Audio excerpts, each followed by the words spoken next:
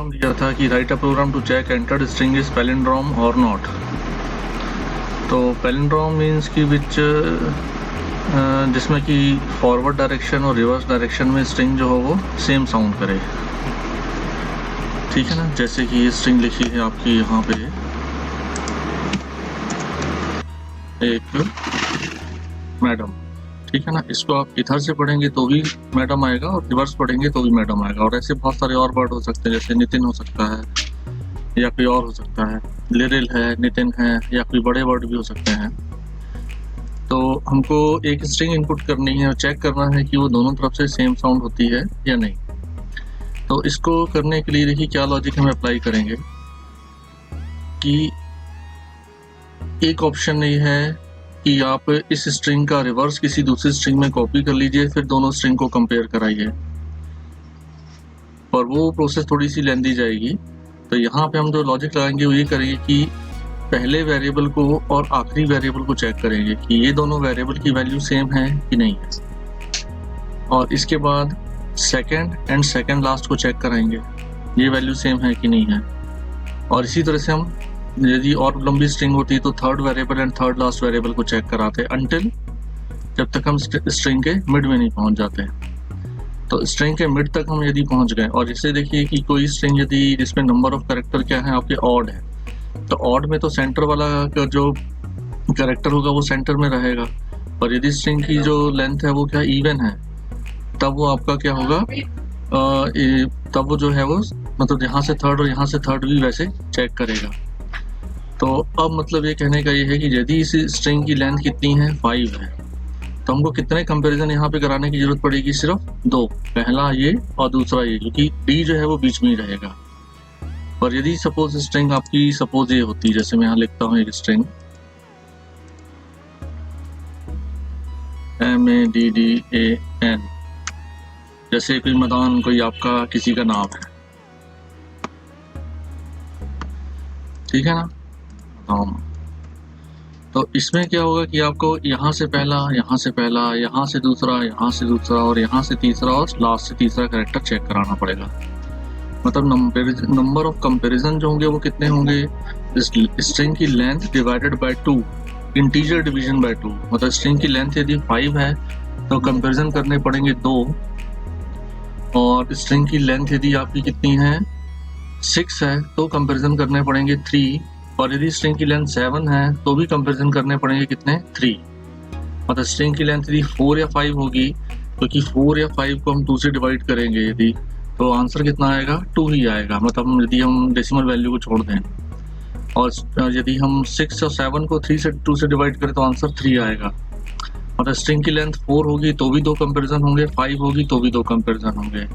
यदि स्ट्रिंग की लेंथ 6 होगी, ठीक है ना, तो 3 कंपैरिजन होंगे, 7 होंगे तो भी 3 कंपैरिजन होंगे, क्योंकि बी ऑड नंबर में क्या होगा, बीच वाला कैरेक्टर तो वही रहेगा, इसको इसी से मैच कराने का कोई सेंस नहीं है। तो इसके लिए हमको जो रिक्वायरमेंट होगी वो किसकी होगी, स्ट्रिंग की लेंथ निकालने की। तो स्ट्रिंग की हम सबसे पहले निकालेंगे लेंथ, और लेंथ से जो है आधा हम लूप चलाएंगे, मतलब यहाँ से यहाँ से यहाँ से और यहाँ से। मतलब जैसे कि वर्ड आपका लिखा है मैडम, हमको कंपेयर करना है A0 को A4 से, फिर कंपैरिजन करना है A1 को A3 से, बस। और यदि और ज़्यादा यदि लेंथ इसकी 6 कैरेक्टर होती तो A0 को कंपेयर करते हैं हम A5 से, A1 को करते A4 से, और A2 को करते A3 से। तो लेंथ की हमको इसमें प्रोग्राम में ज़रूरत पड़ेगी। तो इसका हम प्रोग्राम बना के देखते हैं।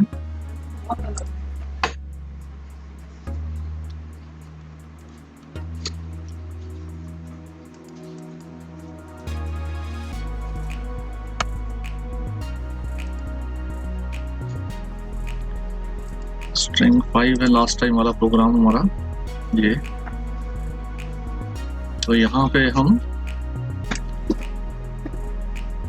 ये करते हैं ना कि हमने एक वेरिएबल ले लिया जिसकी लेंथ है 20 कैरेक्टर्स नेम के लिए, फिर यहाँ नेम हमने इनपुट करा लिया, और अब यहाँ पे एक वेरिएबल और ले लेते हैं जो ले लिया सपोज L।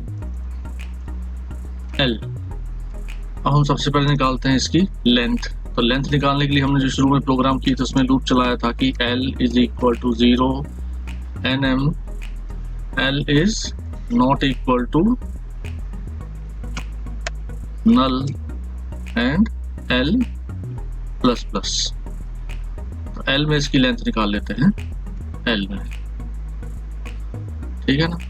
ये पूरा लेंथ चलेगा तो इसकी देखिए लेंथ कितनी आ जाएगी, जो भी हमने स्ट्रिंग इनपुट की थी उतनी इसकी लेंथ आ जाएगी। ये लूप हम पहले देख चुके हैं जब हमने स्ट्रिंग की लेंथ निकालने का प्रोग्राम बनाया था।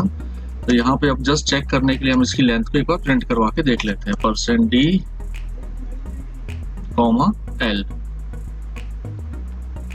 ठीक है। इतना प्रोग्राम चला के देखते हैं। हमने स्ट्रिंग इनपुट की और इसकी लेंथ निकाली।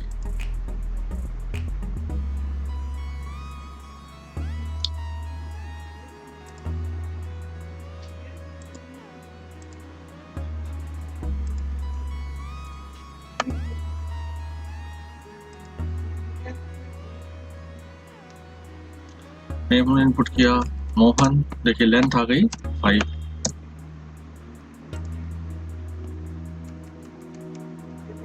लेंथ आ गई 8, तो लेंथ हमारी आ गई है। अब हमको देखिए क्या करना है, एक लूप चलाना है, for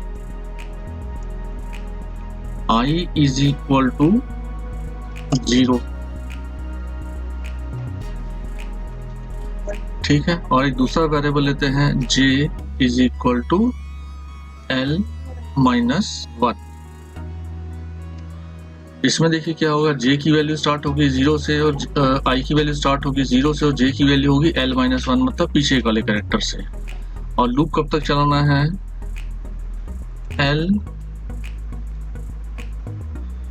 while i is less than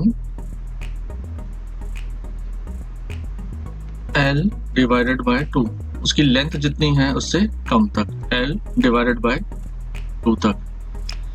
l में यदि कुछ कंफ्यूजन होना तो यहाँ वेरिएबल में अपन len ले लेते हैं, ठीक है ना, क्योंकि l और i थोड़ा सा सेम दिख रहा है। len ले लेते हैं वेरिएबल का नाम, len, और यहाँ पे भी ले लेते हैं len, और j is equal to len divided by 2 और लेंथ डिवाइडेड बाय 2 तक लूप चलेगा। और हर बार i plus plus and j minus minus, तो ये हमारे लूप चलेंगे। अब इसमें भी देखिए, इसको देखिए हम पहले ट्राई रन करके देखते हैं, मतलब इसको चेक करके देखते हैं कि i और j की वैल्यू क्या आती है। तो यहाँ मैं प्रिंट करा रहा हूँ वैल्यू %d, एक स्पेस देके %d, और वैल्यू प्रिंट कराते हैं i की और j की। j वेरिएबल हमने ऊपर डिक्लेयर नहीं किया है, तो इसलिए j वेरिएबल को डिक्लेयर कर देते हैं यहाँ पे।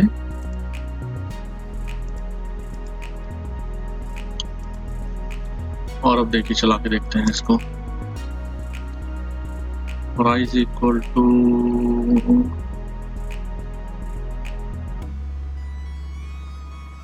यहाँ पे कुछ एरर शो कर रहा है, यहाँ पे देखिए कॉमा आएगा ना, ये क्योंकि दो वेरिएबल को हमने इनिशियलाइज किया है, फिर ये कंडीशन आई है और दो वेरिएबल में इंक्रीमेंट किया। और हमको यहाँ पे मालूम होना चाहिए कि यदि मल्टीपल वेरिएबल इनिशियलाइज करते हैं तो बीच में कॉमा आता है, फिर कंडीशन आएगी, और फिर जैसे मल्टीपल वेरिएबल को हमने इंक्रीमेंट और डिक्रीमेंट किया तो यहाँ पे बीच में क्या आएगा आपका, फिर से कॉमा आएगा। मोहन, आंसर कितना आया 1413 है ना। इसको मैं थोड़ा सा पहले ठीक से लिख देता हूँ, \n, देखिए। तो कंपेयर देखिए, i की वैल्यू क्या आई 0 और j की वैल्यू क्या आई 4, फिर i की वैल्यू क्या आई 1, j की वैल्यू क्या आई 3, तो 0 4 1 3। और यहाँ पे यदि हम ppt में देखें तो हमको 0 4 1 3 इन्हीं दोनों नंबर को चेक कराना है। और यदि आपकी स्ट्रिंग जो होगी, यहाँ पे थोड़ी बड़ी स्ट्रिंग है, यदि हम यूज करते हैं तो देखिए कंपैरिजन अपने आप ज्यादा हो जाएंगे। 0 का लास्ट कैरेक्टर से, मतलब ये 0 है 7 से कंपेयर होगा, 1 जो है 6 से कंपेयर होगा, 2 जो है वो आपका 5 से कंपेयर होगा, फिर a जो है वो l से, मतलब 3 जो है वो आपका किससे कंपेयर होगा 4 से। ऐसे एक एक करके कैरेक्टर जो होंगे वो कंपेयर होते जाएंगे। अब हमको आगे प्रोग्राम में ये तो हमने देखा कि i और j की वैल्यू कैसे कैसे आएगी। और अब यहाँ पे हम लिखते हैं कि if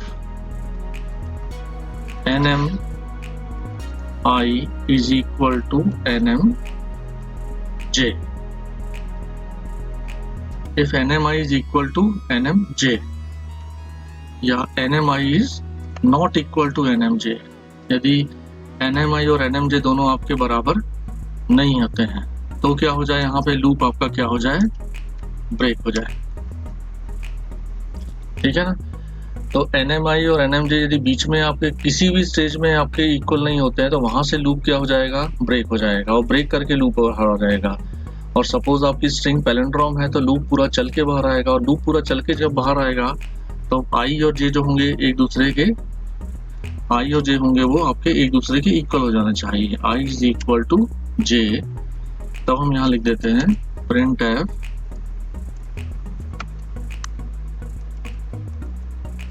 palindrome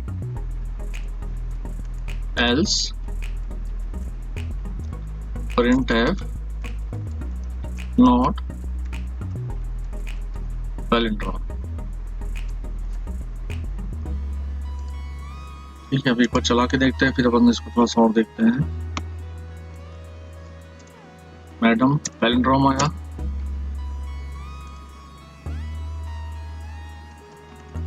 Mohan not palindrome आया।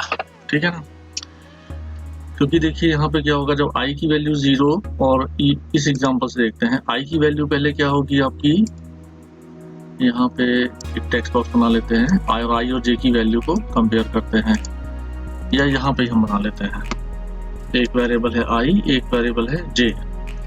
I की वैल्यू पहले हुई 0 तो J की वैल्यू क्या होगी, 4। यदि हमारी स्ट्रिंग हमने इनपुट की है क्या, मैडम।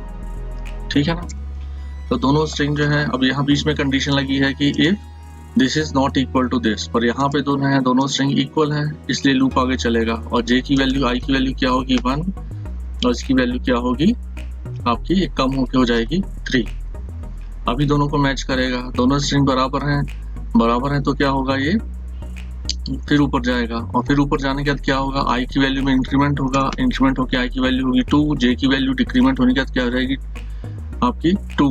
अब यहाँ चेक करेगा I is less than L minus length minus 1, length कितनी निकली थी इस स्ट्रिंग की 2, तो less than this no, condition हो गई फॉल्स, और कंडीशन फॉल्स हो गई तो ये लूप से बाहर आ जाएगा, और बाहर आएगा तो देखेगा I और J दोनों के क्या हो गए थे बराबर, और I भी 2 है और J भी 2 है, इसलिए दोनों की वैल्यू 2 है, तो इसलिए क्या हो जाएगी स्ट्रिंग आपकी पैलिंड्रोम। ठीक है ना, क्योंकि यहाँ पे देखिए लूप जो होगा 2 कंडीशन में बाहर आएगा, या तो ब्रेक होके बाहर आएगा या पूरा चल के बाहर आएगा। यदि लूप पूरा लूप चल गया मतलब ये कंडीशन आपकी हमेशा क्या थी, ट्रू थी, ये कंडीशन हमेशा क्या थी, फॉल्स थी, मतलब ब्रेक नहीं हुआ इसलिए चलता रहा, पूरा लूप चल जाएगा तो I और J की वैल्यू सेम तक पहुंच जाएगी, तब ये कंडीशन फॉल्स होने से बाहर आ जाएगा। और ब्रेक नहीं हुआ इसका मतलब क्या है, पूरी स्ट्रिंग लूप में क्या हुई है, पूरे कैरेक्टर सेम मिले हैं। और यदि मैं यहाँ पे इनपुट करता हूँ जैसे कि दूसरी स्ट्रिंग,